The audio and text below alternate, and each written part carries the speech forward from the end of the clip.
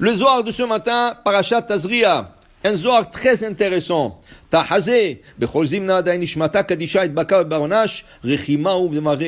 Il dit, tant que la neshama elle est collée à l'homme, il est aimé par Akadosh Baruch Hu. Mais il faut savoir, on a déjà expliqué dans un des cours, il y a 3 parties de la neshama. Il y a Nefesh, Ruach, Neshama. Il y a même 5 si on veut. Il y a Haya, Yahida. Mais on parle de 3 qui sont là quotidiennement. Nefesh, Ruach, Neshama. Et il dit ici le Zohar, la partie de Neshama. On a dit Nefesh se trouve dans le foie. Ruach se trouve dans le cœur. Neshama, partie qui s'appelle Neshama, se trouve dans le cerveau. Tout le 3, c'est une âme.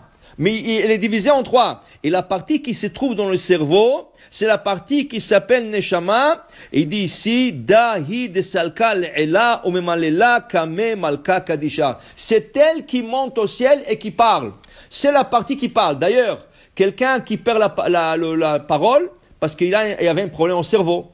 Okay? Il avait un stroke. Oh, il y avait alors, tout ça, c'est la partie du cerveau. C'est la partie Neshama. C'est la partie qui parle. Il dit ici, c'est elle qui monte dans le ciel et c'est elle qui parle devant Akadosh Baruch Hu. Et d'ailleurs, quand on dit, Vaï Adam, le Ruach, Vaïpach Be'apav Nishmat Chaim, quand le Bereshit, on dit qu'Akadosh Baruch Hu a soufflé un souffle de vie dans Adam, le Targum, Uziel, il dit, Jonathan, il dit là, et Uziel, les deux, il dit ici, Ruach Memalela. La partie qui parle, c'est la Neshama. C'est la Neshama, Ken? Et c'est pour ça, il dit que cette Neshama, Akadosh Baruch Hu l'aime, parce que c'est elle qui vient chaque jour lui donner le rapport. Qu'est-ce qui a fait cet homme? Il y a une chose très intéressante dans la prière de Shabbat. Dans la prière de Shabbat, il y a une prière très spéciale que nous faisons que le Shabbat. La prière s'appelle Nishmat Kol Chai. Nishmat Kol Chai, Tevarech et Shimcha Adonai, Veruach Kol Basar. Pourquoi on dit Nishmat Kol Chai? La Neshama de tout être, loua et louara la Akadosh Baruch Hu. Il dit le Rav Frida, Rabbi Chaim Yosef David Azoulay.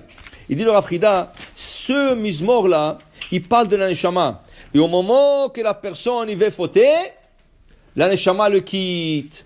Okay? Alors même un rachat, sa Neshama est en train de louer Hachem. Pourquoi?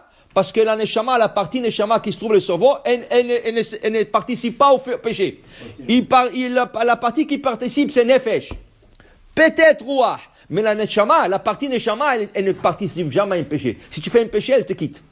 Alors, c'est pour cela que cette partie qui s'appelle Neshama, c'est elle qui peut louer Akadosh Baruch Hu. Alors, cette louange, c'est très important que vous le sachiez, a été écrit par un grand rabbin à l'époque, dans l'année 1450. Le Rav s'appelait Rav Koluminus.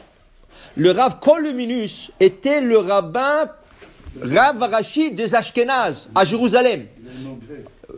Koluminus, peut-être des racines, c'est ça, peut-être, je sais pas, grec ou chose comme ça. Mais lui, ce Rav-là était à l'époque du Harizal. À son époque, il y avait des programmes contre les Juifs. Le Goïm tuait des gens à eux et il les jetait dans des cours des Juifs. Et après, il venait dire que les Juifs ils voulaient utiliser le sang pour faire la matzah, pour faire toutes choses de choses. C'est ça, dans tout le pays. C'est arrivé à Jérusalem. Le rabbin, ils ont pris un enfant à eux, Goï, ils l'ont égorgé. Et ils l'ont jeté dans la synagogue. 15 minutes plus tard, tout le chrétien qui avait autour, le curé, il a fait un discours. Vous savez que bientôt c'est Pessah, c'est le juif, et ils doivent pétrir leur matzah avec du sang. Venez, c'est sûr qu'ils ont tué qu'un de nous. Et il y avait un enfant, il se dit, cet enfant il manque. Où est-ce qu'il est? C'est sûr que les juifs l'ont tué. Il y avait une foule de goïms qui venaient avec des couteaux, avec des haches pour la communauté juive. Et le curé, il a dit, ça doit être dans la synagogue. C'est là où ils se réunissent. Ils sont venus, ils ont trouvé le mort. Tout de suite, ils voulaient tuer toute la communauté juive. Ils étaient en furie, tous les goïms. Il y avait le Rav Koluminus, il les a arrêtés. Il dit, donnez-moi quelques minutes. C'était un Shabbat. Et le cadavre était dans la cour de la synagogue. Le rabbin, c'était un Shabbat, il n'avait pas le choix. Il a écrit une amulette, Shem Ain Bet. Il a écrit le Shem Ain Bet sur un papier, le Shabbat. Le Shabbat, il n'avait pas le choix. Il a écrit le Shem Ain Bet, il lui a mis sur le front du petit. Du coup, devant tout le monde, le petit s'est levé. Il a commencé à parler. Le rabbin lui a dit, quel est ton nom? Il a dit son nom. Où tu habites? Il a dit son adresse. Qui c'est qui t'a tué? Il a dit le curé. Oh là là. Il a dit le curé. Avec 2 autres personnes, ils m'ont tué et ils m'ont jeté ici. Il a dit c'est fini, j'ai plus besoin de toi. Il a pris le papier, il l'a enlevé, il est tombé comme un mort. Par, il est tombé. Tout le monde a vu ça, tous les goïms s'enfuient. Ok? Sinon, ça allait être une catastrophe pour la communauté juive. Ils auraient tué tout le monde à Jérusalem. Ok? Le rabbin, il a composé Nishmat Kol Chai. Qu'est-ce qu'il dit là-bas?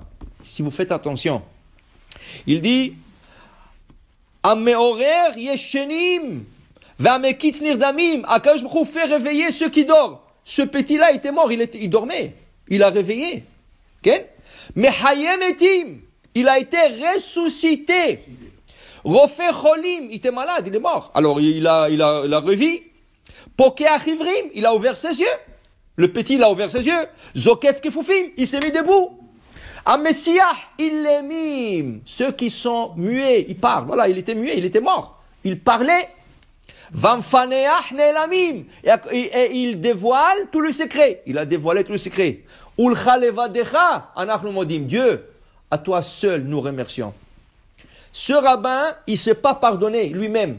Pourquoi? Parce qu'il a écrit l'amulette Shabbat. Il a demandé, dans son enterrement, 1540 à peu près, il est décédé, à l'année 1540, il a demandé qu'on ne l'enterre pas dans la terre, qu'on le jette. Comme ça va être sa capara. La communauté a refusé. Ils ont refusé. Ils l'ont pris, ils l'ont mis dans un cercueil et ils l'ont emmené dans le mont des Oliviers, Arazitim. Quand ils sont arrivés au mont des Oliviers, il y a un groupe des Arabes qui sont venus les attaquer. Ils avaient peur. Ils ont jeté le cercueil et ils sont sauvés.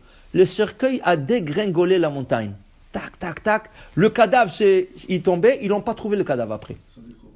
Mais ils ont trouvé le cercueil. Qu'est-ce qu'ils ont fait? Ils ont pris des pierres, ils ont mis par-dessus le cercueil, ils ont dit, ok, ça va être la place de son enterrement.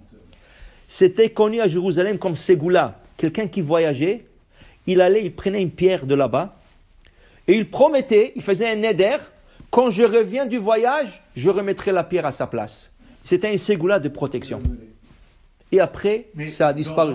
Oui, sur la tombe. C'était sur la tombe, sur le cercueil. Ils ont mis de pierres et les gens prenaient. On ne sait pas où il est. Le cercueil était par terre. C'est ça, on ne sait pas. Mais pour te dire, Rav Kolominus, quelle grandeur, il a écrit Nishmat Kol Chai. Nishmat Kol Chai, c'est la Neshama qui parle. C'est la Neshama qui va. Alors, qu'est-ce qu'il a dû faire? Il a dû prendre l'âme de ce petit-là et l'a ramener. Il a dû ramener cette âme. Alors, il dit, Zohar, voilà, l'importance de l'âme. Pour te dire combien elle est aimée par Akadosh Baruch Hu, qu'elle parle. Elle parle et elle donne le compte rendu chaque matin, chaque soir. Baruch Adonai Le'olam, Amen, ve Amen. Vous allez voir, dans quelques jours. Rolando,